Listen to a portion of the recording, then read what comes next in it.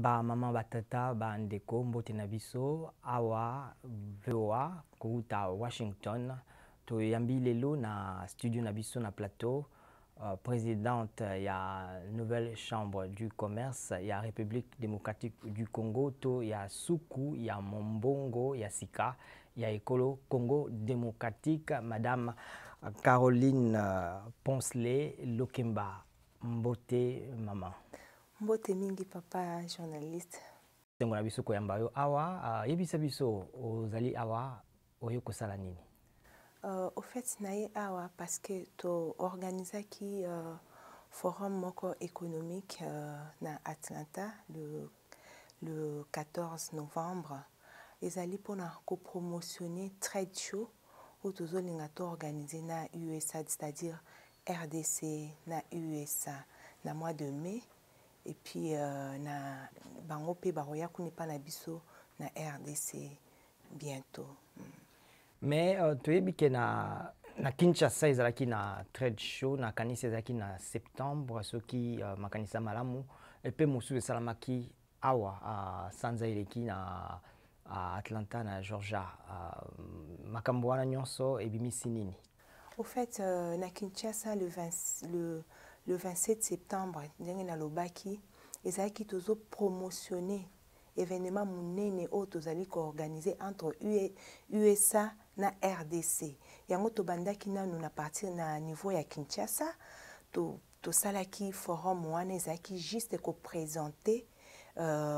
trade show o tozo linga to organiser na grande puissance mondiale oyebi.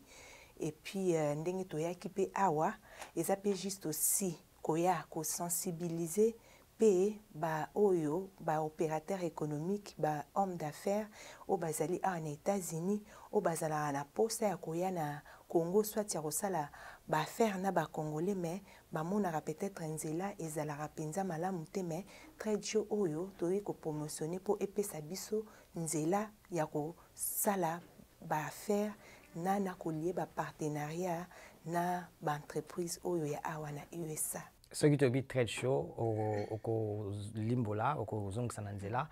ezali lokola sorte ya foire to pe ya kermesse esika bato baolakisa ndenge mimbongo esalamaka kati na mboka mibale wana. Oui, trade show ezali tozolakisa eza lokola salon d'affaires donc tozolakisa tozo promotionner tozo teka Congo awa bango pe bakoya kolakisa biso makambo na bango pe kuna. Donc, et pas na biso na Kinshasa. Donc, tout ça kolakisa na culture na biso tout ça la ndenge nini. Ba baza na besoin ya koya ko investir na niveau ya culture ba ko koya pe ba kotala ndenge nini ba eloko nini ko intéresser bango ba sala po biso tout ça na makambo ebele o photo to organiser na mboka na biso tout ça na besoin ba investisseurs et puis tout ça na besoin ya ba partenariat pour que mboka na biso esala nini et décoller na ba domaine ebele to ko sala nyonso te. Pour le moment to choisir ça qui ne fixe que 5 domaines auto qui présenter nango na ba américain pour ba yeba idée vraiment nini ba ko ya ko sala na RDC to la bango vraiment ba projet bancable ba projet moko fiable ezate ke ba to li bango masolo to la bango ba projet fait déjà au que non so ka ye ba sololi ba yokani maman ba partenariat et salami. Si boyokani kati na USA to pe Amerika États-Unis na Congo démocratique banda mwaka la toyebi ke lisolo ya bitumba benga combat du siècle entre Mohamed Ali na George Foreman et ça makana kala penza na ba na 1974 to na 74 lokwa to bakana Kinshasa. Et puis ezalaki na misala quand même ya ba États-Unis za iko sala na Congo lokola General Motors so bato ba punzaki kasi lelo yo boyokani wana ezali wapi lelo tebi ke États-Unis ezopesa maboko ba lobby yango polele na mokonzi ya sika Félix Tshisekedi. Oui, c'est ça. Au moins, le fait que tu as nouveau leadership, et ça le fait que ma rappel monsieur sebele ko fonga mapona biso na ba niveau bamboka mususu puisque biso toujours travailler plus économiquement. Tu dis que politique peut et ça là et joue un rôle mon munene. La minute yo tout suite comprendre que c'est le temps du Congo.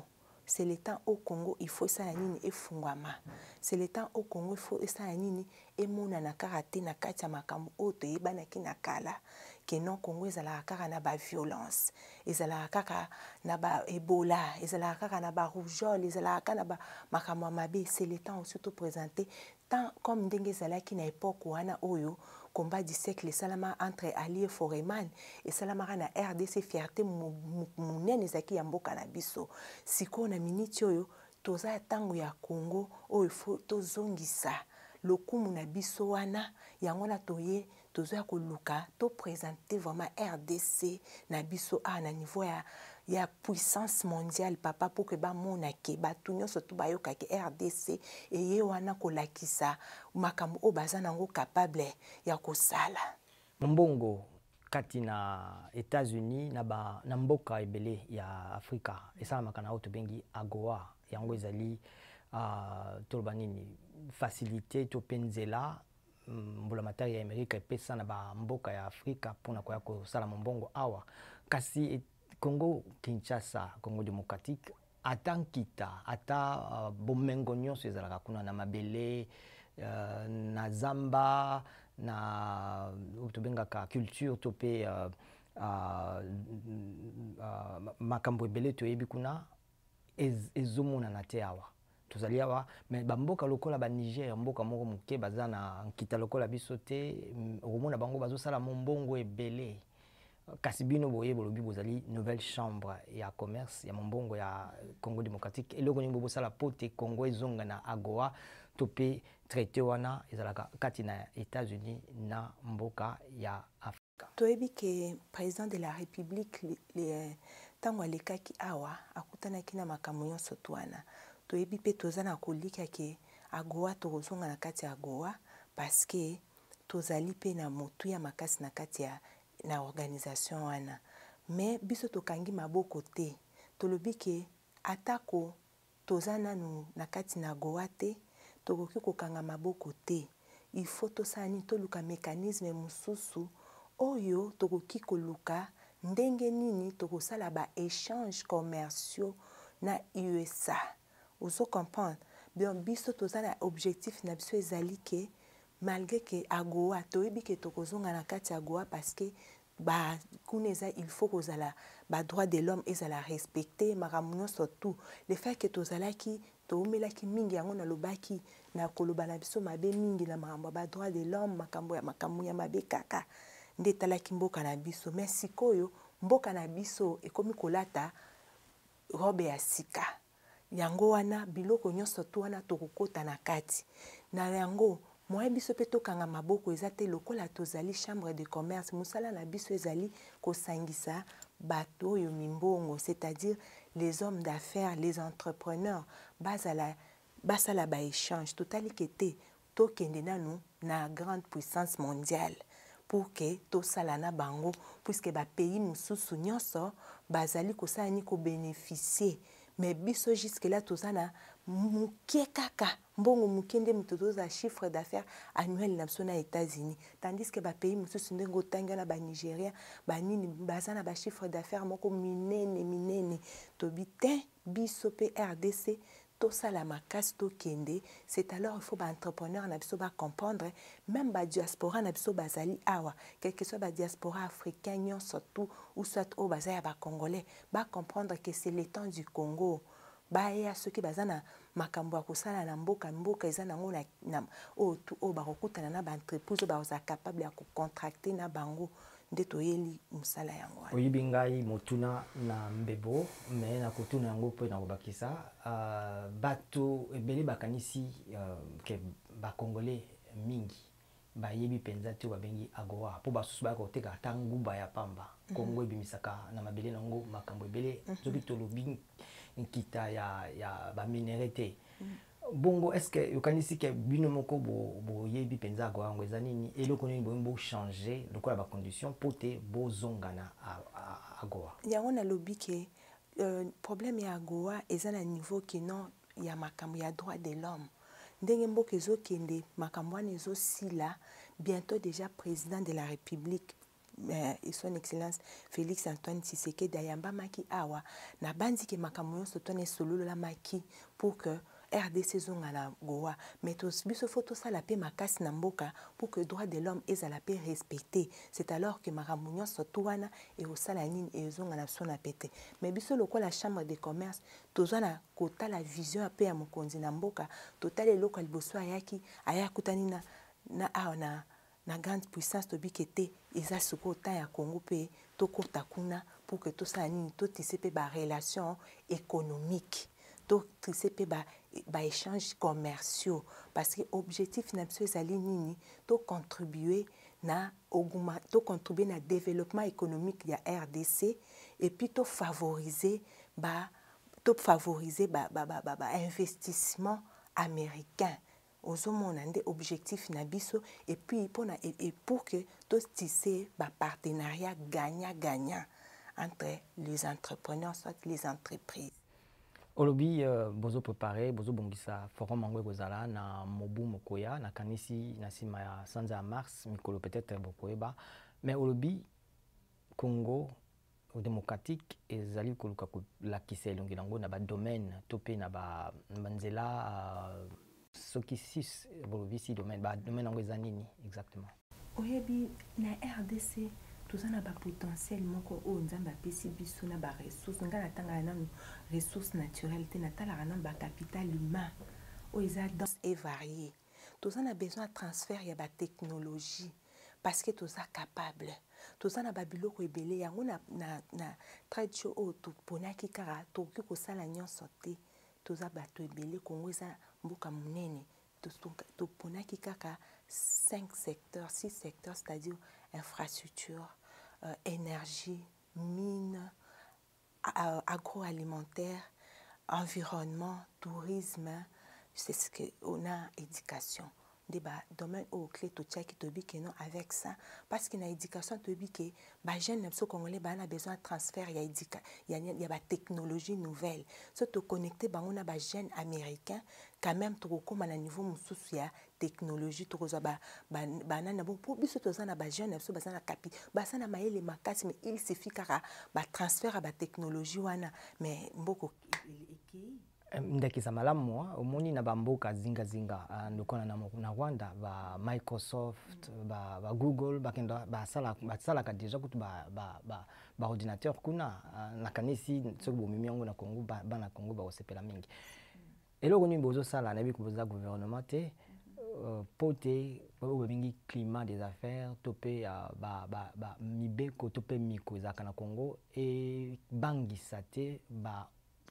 batie mbongo ya américain tango olinga baya omoni na Congo balwa nyonso toza kutu na code moko oyo ba pays mususu africain na bazwa yango te toza na vraiment na balwa oyo ezo permettre ba investissement malamu sécurisation ya ba investissement et salama na kati ya mboka na biso toza na mibeko nyonso to ezali oyo ezo protéger investisseurs to ba investissement toza nango mais lokola pe tokoti na kata les peuples d'abord l'état des droits na kanisi makambo salamaki peut-être oyo ezaki kokimisa batu na tango ya kala lelo ezala souté puisque tokoti na elako ya les peuples d'abord l'état des droits o papa lobaki. Oui, mais so tali bien tati siko tozoloba bitumbeza batu nyonso bazoloba na kanyaka mais ezoko bakaka yango pe kobangisa ba investisseurs tout bato batiaka misolo pona ko sala ba kokela ba misala. Bon, au fait, bandaki c'est comme kopesa ma mingi na état de droit to koti dans la minute o to koti na Congo na ebiso ke komi tangu ya Congo. Makambo o nyonso to ezaki ya mabe pona Congo biso moko to kotika yango. Poto pesa ndakisa malamu na bato bakoya. Biso moko foto la kisandakisa wana à partir na biso ke to komi sikoyo na tango o Congo faut et décoller dans makambo nyonso tout o etanga maki pona biso e kokende malembe po biso moko congolais toza susu Congo wana ya kalate tozu conscience na biso moko ke biso moko foto sala nini to sala malamu pona mboka na biso ekende malamu. Esengela ki makambo ngo sala moi na ba mikolo mais siko to komi wapi exactement boko pesa biso peut-être ba période to eba Bon, au fait, tozala na awa, na États-Unis, na mois de mai. Donc, du 26 26 au 30, na kata période wana, dans le 26 au 30 mai, tozala a na kata États-Unis. Et puis après, tozala na RDC kuna, c'est-à-dire faut te présenter. Ba makambo na biso a na États-Unis. Pour mingi ba yebite, surtout ba noirs américains, même ba yebite. Congo ba ezalaka nini mingi bayeba biso kana ndenge mabende na lobaki, mais ce que faut to lakisa bango ke te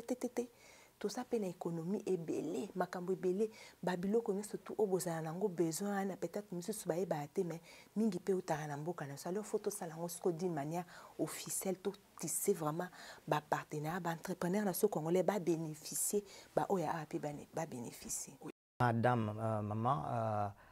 ba américain ba luka kozonga na liziba na bango na moni bato bayibana mingi lokola RVI aza présentateur ya émission ya ba show awa akei ko investir na Ghana po bayebisi ye ke makila na ye eza ya bato uta na Ghana lokola pe Oprah oyoka exemple wana que côté na la Côte d'Ivoire bino bokanisi ke bokoki ko intéresser bato ba moni ke makina na bango eza bakoko na bazaki na Congo pour bazonga. Oui, to intéressé bango to comment appelle la biso eza ya ke non to sensibiliser ba américain. Ba c'est oh to sensibiliser bango o ba komona ke toza na eloko bango bakoza nango besoin na kati ya business na bango. Besoin na bango eza nini? Est-ce que c'est facile pour na ba ça la collaboration wana ba oya ba noir o ba ko se sentir que non bazali identifié na Congo. Ça c'est une très bonne chose vraiment to kende vers bango pour que to sensibiliser bango pour que en tout cas que et ça la mais et ça les lomo qui to na mboka na biso. Pour aussi lisa borobanda ko ça la trade show salon ya ba faire ngo awa na États-Unis pe boponi Atlanta pona nini bobanda ngo awa pe pona nini bobandika na Atlanta et non to ça la qui forum économique na Atlanta. Maintenant trade show et au salama awa na DC Washington ngumba mokonzi ya États-Unis. Oui, tout ça là qui kuna na Atlanta, mais pour le moment tout ça là yango awa na Washington trade show et aux ala na Washington. Mais pour la new bandi awa et si maboka na Congo. Parce que awa ndé place oyo ba institution nyonso tu evandi makambo nyonso tu ya evandeli awa et puis to trouver que non awa to bandelango awa, mais plus tard to kokende pe na ba état mosusu. États-Unis za mboka monene 52 états to kosisa ngo na mokolo moko te to bandi na capitale lokola biso pe kuna kozala na capitale na biso Kinshasa. Plus tard pe to changer pe to kokende pe na ba province na biso po biso pe to za na 26 provinces to bandi na capitale lokola pe to banda awa na capitale na sima nango to kokita na ba état nde to banda kosala likambo. Ce qui a sécurité na mabongisi bozo sala ba compagnie nini ya minene to pe ba investisseur nini minene basi ba s'intéresser ba poussani na makambo bozo sala awa na États-Unis. Au fait déjà na ba compagnie oyo et poussani bon omoni pour le moment bazana besoin de te dévoiler bango peut-être sur mutalingi aza plus ba information pour la peut-être participation ou bien aza la sponsor ou bien aza la participant a kokota na site na biso